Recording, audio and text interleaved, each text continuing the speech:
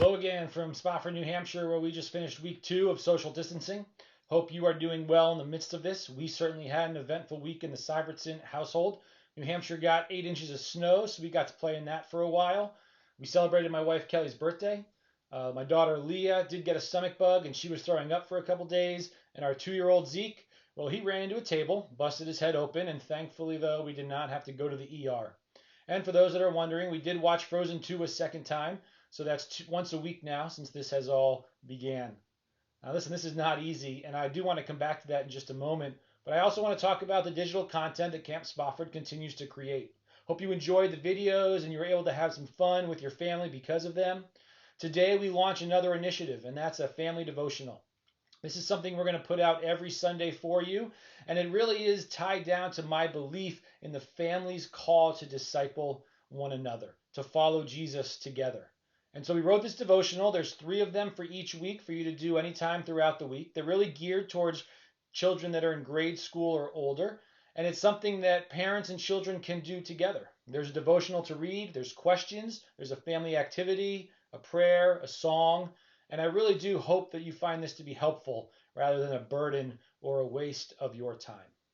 And if you'll indulge me, I do want to talk a little bit about the reality that we find ourselves in right now. Listen, this is hard. I know I feel that way, and I feel like it's only going to get harder for me and my family as we move forward through what really seems to be an uncertain time ahead. One of the ways that many of us are responding is by turning to technology and social media for connection. And I believe it's good, and we don't have much choice, but it does come with some very real dangers. Social media has always come with a downside. We say things online we don't say in person. It has addictive tendencies, and it's only a free service if we don't consider our time to be valuable. And it comes with a lot of comparison, which can hurt. Social distancing and social media may not be a very good match if we're not careful, and it's going to impact our families and our churches. Listen, the family and the church are God's plan for the world. It's the best way we proclaim the gospel and disciple one another. Both must be protected during this pandemic. For families, if you're struggling under the weight of new expectations like school, working from home, less income, keeping up with all the tips and ideas that are on social media, just give yourself permission to turn everything off.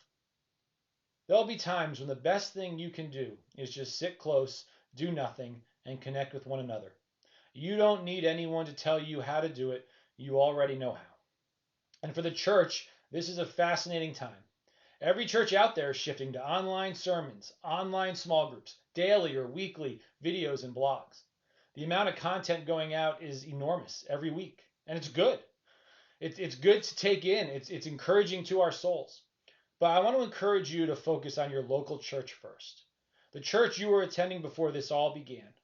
Your options are going to be endless, but your pastor is working hard to shepherd you.